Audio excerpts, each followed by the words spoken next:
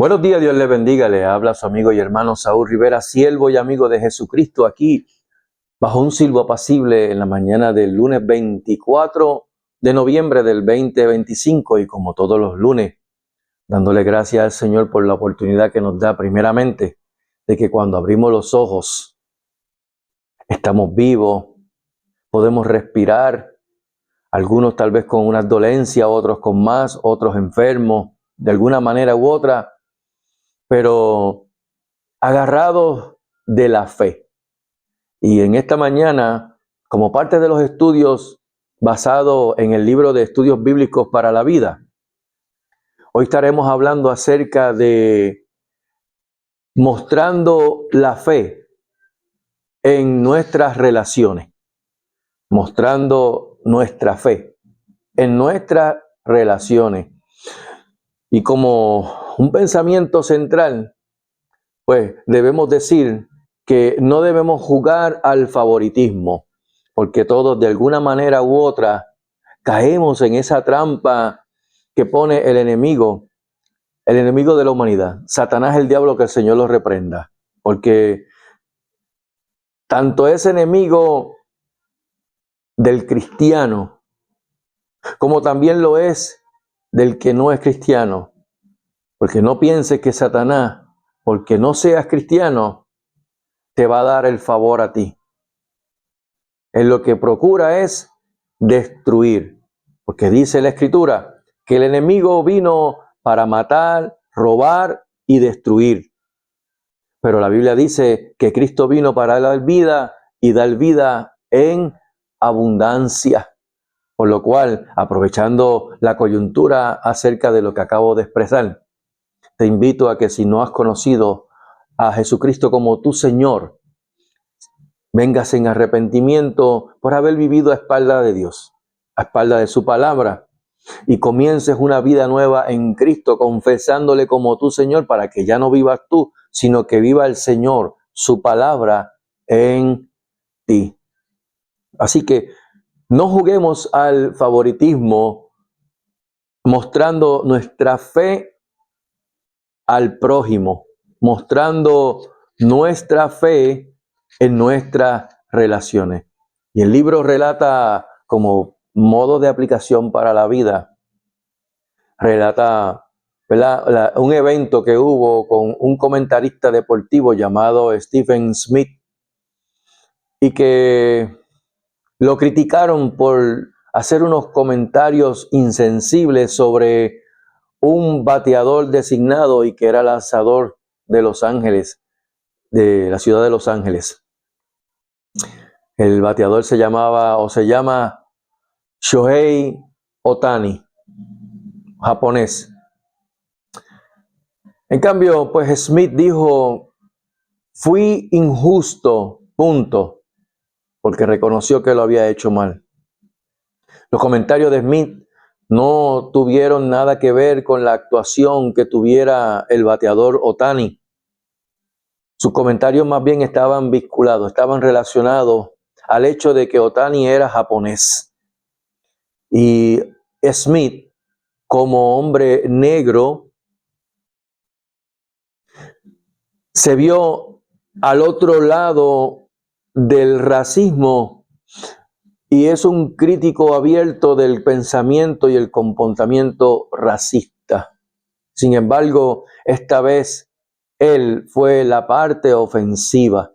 Smith dijo con sus palabras, o más bien dijo que sus palabras eran inexcusables, y reconoció que contribuyó al odio continuo contra los asiáticos y contra la comunidad asiático-americana.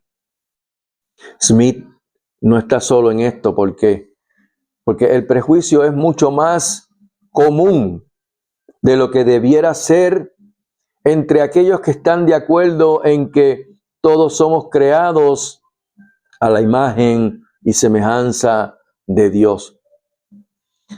Ya sea que las distinciones que hacemos sean raciales, que sean socioeconómicas, que sean religiosas o políticas, que abundan mucho ese tipo de crítica, a menudo tratamos a las personas de manera diferente porque no son iguales a nosotros o no pueden hacer algo por nosotros según nuestros pensamientos preconcebidos.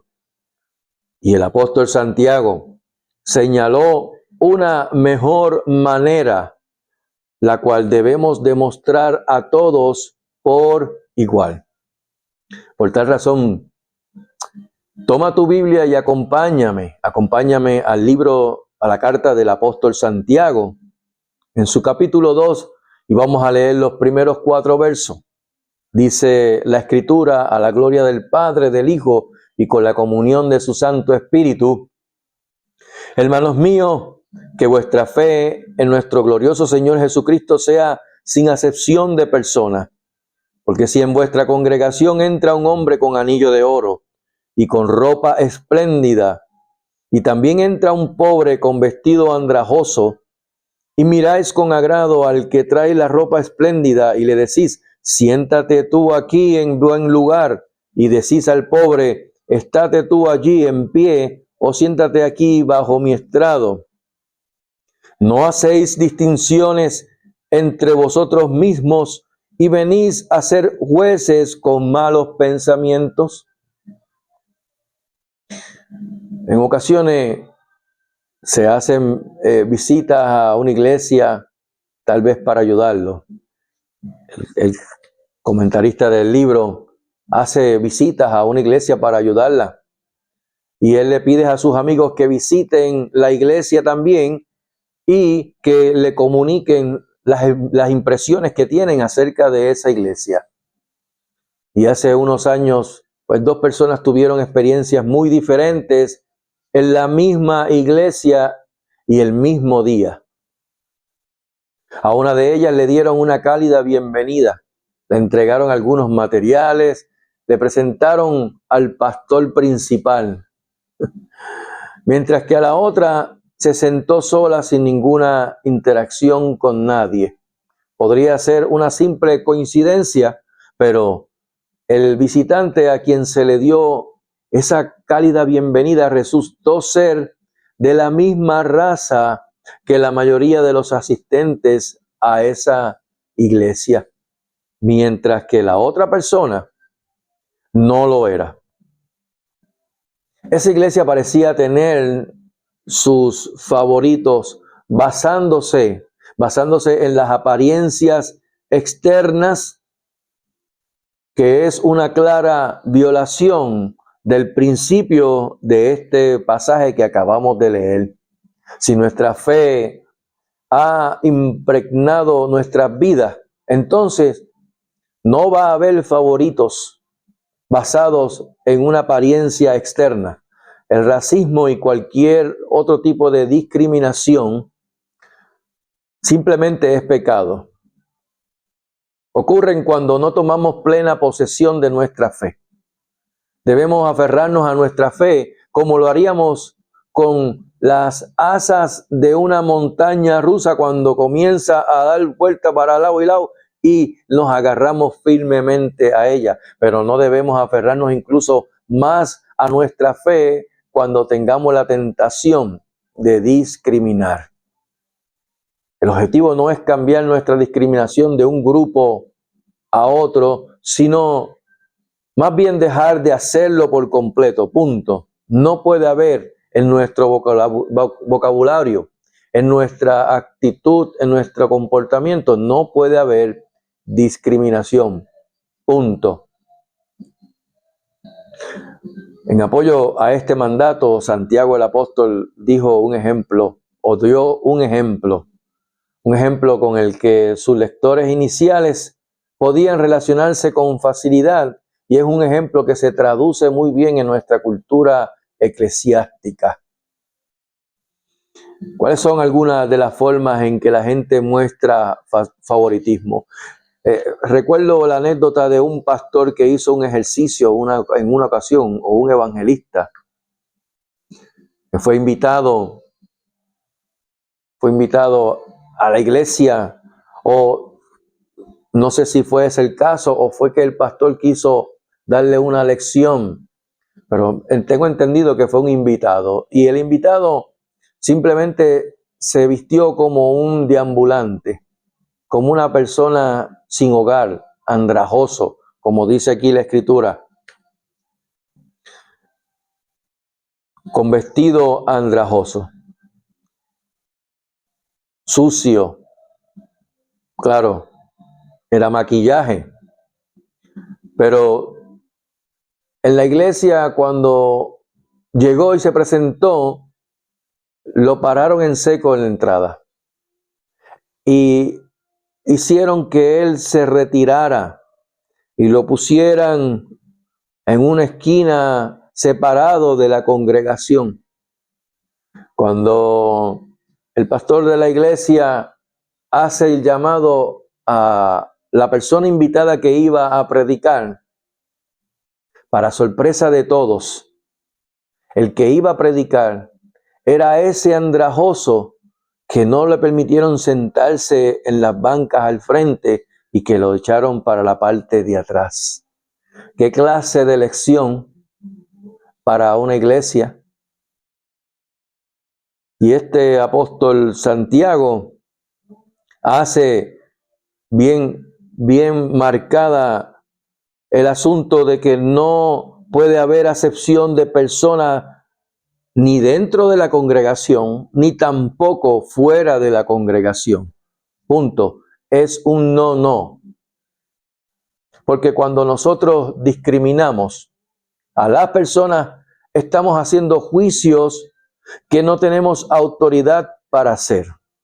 Y dice en el verso 5, hermanos míos amados, oíd, ¿no ha elegido Dios a los pobres de este mundo para que sean ricos en fe y herederos del reino que ha prometido a los que le aman?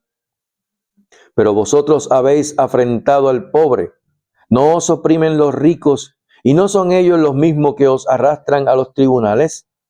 ¿No blasfeman ellos el buen nombre que fue invocado sobre vosotros? Al descontar algunos en favor de otros, también nosotros estamos descontando a Dios, menospreciando a Dios, su visión, la visión que tiene Dios hacia los pobres, la visión de cómo Él es capaz de trabajar por medio de ellos también. Eso es lo que la gente estaba haciendo en ese ejemplo que se les acaba de mencionar. A llevar al hombre rico a los mejores asientos y no dar la misma posición de honor al hombre pobre, la gente estaba desestimando el valor del hombre pobre. Esa decisión de honrar a uno y desagradar a otro o menospreciar a otro basándose en las apariencias no se hace solo con los individuos. Al favorecer a la persona, obviamente, que se ve que es rica en comparación con el hombre que se ve que es pobre, los miembros no solo violan la fe a la que debían aferrarse, sino que también descartan, echan a un lado a los pobres como si carecieran de valor. Y cabe mencionar que el apóstol Pablo le hace ver de una manera similar a Santiago, a la que Santiago está dando, con respecto a la iglesia, a las iglesias de Macedonia, las cuales eran pobres, y aún de lo que no tenían, ellos daban para la obra del Señor, para el sustento que otras iglesias necesitaban, aún teniendo más que ellas. Iglesias como por ejemplo Corintios, la cual se veía que eran iglesias pudientes. Sin embargo, en Macedonia habían unas iglesias que prácticamente eran pobres y daban el todo. Así que la economía o la posición social son irrelevantes para Dios. Él quiere utilizarnos a todos para los fines del reino y nos proporcionará a nosotros los dones que nosotros necesitemos para que se lleve a cabo lo que Él quiere por su palabra que nosotros hagamos. Una de las formas en que Dios utiliza a los pobres del mundo es para que sean ejemplos de lo que significa ser ricos en fe y herederos del reino de los cielos que ha prometido a los que le aman. ¿Por qué? Porque diariamente el que es pobre se levanta con la fe de que el Señor les proveerá del alimento, que les proveerá de ropa y que proveerá para sus necesidades diarias. En cambio, el rico pues no piensa eso, o tal vez el de la clase media, no pensamos en eso, simplemente damos por hecho que tenemos la nevera llena, que tenemos una casa con aire acondicionado, que tenemos un closet o, ¿verdad?, un armario repleto de ropa y que a veces ni sabemos qué ponernos y pensamos que no tenemos que ponernos cuando el closet está lleno de ropa. Y damos por hecho eso y no lo vemos como una provisión de Dios. Yo he tenido la oportunidad, mi esposa y yo, de que esporádicamente tomamos el closet y comenzamos a sacar ropa de ahí, dejando unas pocas, ¿verdad? Que son las que normalmente o recurrentemente uno usa mucho. Cuando menos lo esperamos, otra vez el closet está lleno. Y no porque compremos, sino porque nos regalan. Y uno dice, pero si nos sacamos ropa del closet, ¿cómo es que otra vez está lleno este closet? Y así ocurre, yo diría que tal vez con más ímpetu, con más fuerza, esa provisión de Dios hacia las personas. Es imposible saber lo que hay en el corazón de las personas, simplemente mirando por su apariencia externa. De hecho, como dice el refrán, las apariencias engañan. Y hay veces que todos, aquí tenemos que incluirnos todos, tomamos unos criterios o unas opiniones de ciertas personas nada más que por lo que vemos exteriormente y sin ni siquiera detenernos a conocer a la persona y saber cuál realmente o qué realmente hay en su corazón. Si nos estamos equivocando o si nos dará la razón cuando conozcamos más de lleno a esa persona. Así que es imposible saber lo que hay en el corazón de cada persona. Cuando marginamos a la clase pobre solo porque están sucios o harapientos, podemos estar ignorando la fortaleza de su carácter y la riqueza de su fe. Por el contrario, cuando honramos a alguien porque representa elegante, bien vestido, con mucha prenda, relojes carísimos, pulseras, collares de oro o tal vez pantallas de oro las mujeres, pues ahí podemos estar elevando a un lugar de honor a personas que tal vez tengan carácter pobre, que se aprovechan de los demás y no merecen un reconocimiento especial. Y aquí en el ejemplo de Santiago, los creyentes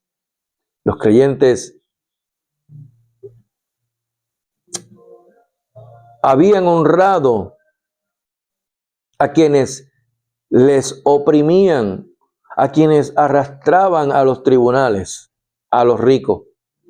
Tal vez ellos fueran ricos en las cosas temporales del mundo, pero ¿sabes qué? Eran pobres en lo que realmente importa, la fe en Dios y el amor hacia los demás.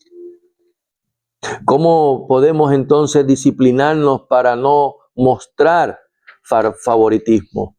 Una respuesta rápida sin entrar en mucha exégesis sería o será escudriñando la Escritura, porque toda la Escritura es inspirada por Dios y útil para enseñar, para corregir, para redarguir, para instruir en justicia, a fin de que el hombre de Dios sea perfecto, enteramente preparado para toda buena obra. Y como siempre he dicho cuando menciono este texto bíblico del apóstol Shaul Pablo, cuando dice perfecto, no se refiere a la perfección de Dios, sino más bien a que estemos completos en su palabra, completos en Él. En el verso 8 en adelante dice, si en verdad cumplís la ley real, conforme a la Escritura, amarás a tu prójimo como a ti mismo, bien hacéis.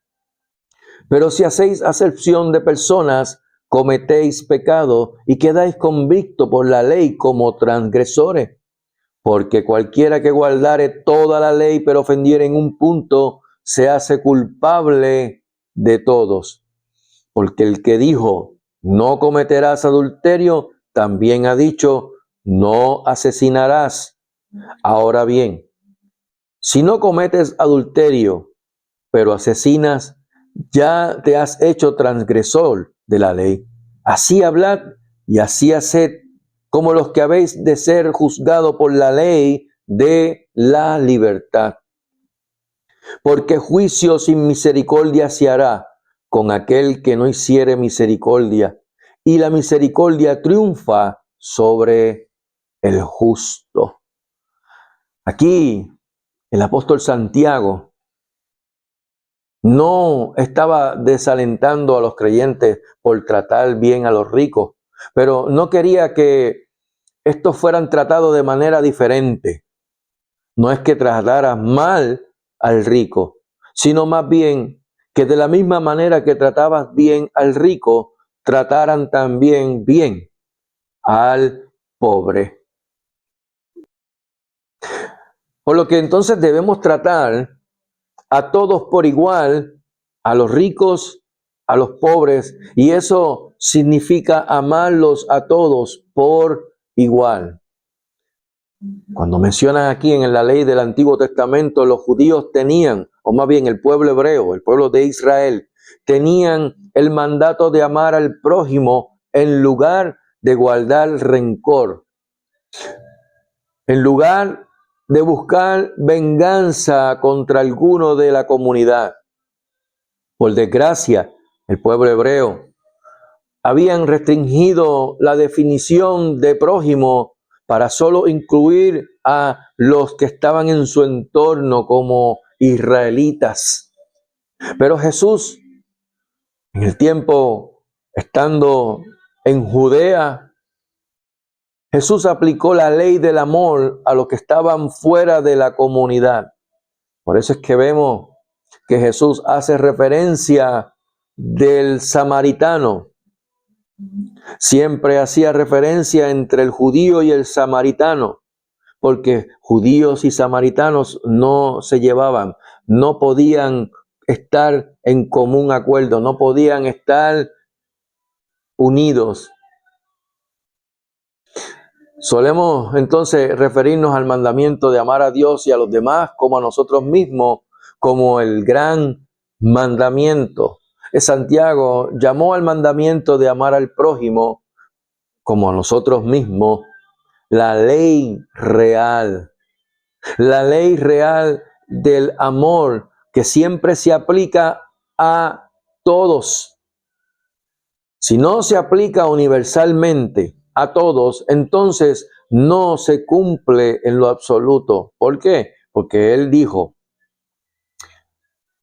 que cualquiera que guardare toda la ley pero ofendiere en un punto se hace culpable de todos. En otras palabras, y por eso es que se menciona y se dice que ni aún hoy en el presente el judío ultra ortodoxo, el más ultra ortodoxo, puede cumplir la ley en su totalidad porque son 613 mandamientos, preceptos, instrucciones. Torah significa instrucción. Porque actualmente no existe un templo en Jerusalén, así que parte de las leyes de los 613 mandamientos que existen en la Torá Parte de ellos se requiere un templo en Jerusalén para poder hacer sacrificio. Por lo tanto, no pueden decir que ellos guardan la ley. Sí podemos hacer de la ley, de la Torá, hacerla ver en la manera de cómo podemos aplicarla bajo una observancia, de modo que podamos aplicarla a nuestras vidas, llevando sin pasarnos, sin salirnos de la línea de lo que Dios quiere con respecto a nosotros. Por ejemplo, y se me ocurre esto ahora mismo, que es un tema bien controversial, el asunto del día mayor de adoración. Para los cristianos es el domingo. Para los adventistas es el sábados. Quiero decir que sábado no es Shabbat. Y para el judío es el Shabbat. Para que tengan una idea, no podemos tenemos que hacer distinción con respecto a esto, porque, y parece que me estoy saliendo del tema, pero no, es que quiero dar este ejemplo porque es el que más se lleva a cabo con respecto al verso 10, de que guardare toda la ley, pero ofendiere en un punto, se hace culpable de todo. El israelita, el judío, entiéndase todo el que vive en Israel, que es judío por nacimiento, de las 12 tribus de Israel, su calendario es lunisolar. El calendario de nosotros es solar. El calendario que nosotros nos regimos es un calendario gregoriano, romano, pagano. El calendario hebreo es un calendario basado en el comienzo de la luna nueva. Y partiendo de ahí, día primero del novilunio, día segundo, día tercero, día cuarto, día quinto, porque no existe lunes, martes, miércoles, jueves, viernes, sábado, domingo. Eso no existe en el calendario hebreo. En el calendario bíblico tampoco. Existe primer día, segundo día, tercer día, cuarto día, quinto día, porque también habla de un octavo día.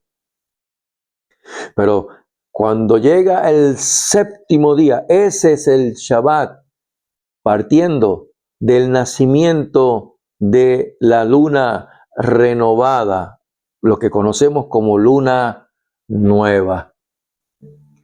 Sin embargo, de una manera u otra, nosotros hacemos distinciones aún en la cristiandad, haciendo ver el domingo como el día mayor. No. Para Dios, todos los días son mayores.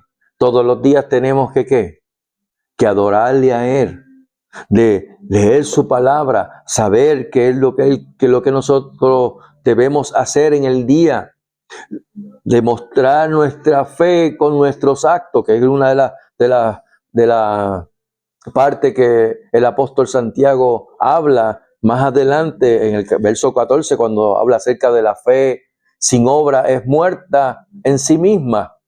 Así que la cristiandad saca el domingo, pero saca un día para reunirse.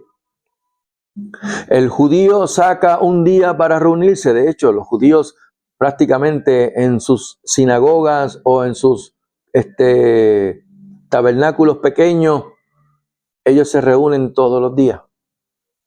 Igual el árabe, el musulmán. Pero hay un día específico en que se reúnen. Así que nosotros en observancia, pues hacemos valer o cumplir la ley de guardar ese día. Pero si nos vamos un poquito más estrictos, Dios, que no está dentro de las leyes que habló, porque lo dijo desde antes, desde su creación, dijo que santificó el séptimo día. Pero eso se lo dejo a ustedes para que ustedes vayan pensando eso, ¿verdad? Separó, descansó ese séptimo día, porque estuvo cansado. Dios no se cansa, ni se fatiga en cansancio. Sin embargo, separó ese día y lo santificó. y así sucesivamente. Pero es para que vean con respecto a ese verso 10 que cualquiera que guardare toda la ley, pero ofendiere en un punto, se hace culpable de todos. Así que hablad y así haced, como los que habéis de ser juzgados por la ley de la libertad, porque juicio sin misericordia se hará con aquel que no hiciere misericordia. Aleluya. Mostrar favoritismo hacia una persona da por resultado denigrar a otra. Nos convertimos en pecadores. ¿Por qué? Porque un pecador es uno que desobedece a la palabra de Dios. Pecado es desobediencia a la palabra de Dios. Mira, voy a leer un verso que no está aquí en el libro, pero es para que vean lo que significa pecado. El apóstol Santiago, en el capítulo 4, el último verso, verso 17, dice, y al que sabe hacer lo bueno y no le hace, o no lo hace, le es pecado. Esto es una explicación bien simple, sencilla, sin mucho adorno. El que sabe hacer lo bueno y no lo hace, le es pecado. Porque pecado es desobedecer a la buena, perfecta y agradable voluntad del Señor en su palabra. Así que el propósito de Santiago, de ese argumento que hizo Santiago, no era para condenar a las personas, a sus hermanos, sino más bien para llamarlos al arrepentimiento. Porque nosotros seremos juzgados por cómo tratamos a los demás también. Debemos tratarnos unos a otros con amabilidad, con amor. Debemos tratar a todos con esa amabilidad, con ese amor, con ese honor, con lo que caracteriza el fruto del Espíritu, que es amor, gozo, paz, paciencia, benignidad, bondad, fe, mansedumbre y templanza. No debemos desterrar, no debemos separar a nadie a un lugar de deshonra. No podemos rechazar a unos y a otros ponerlo en alta estima.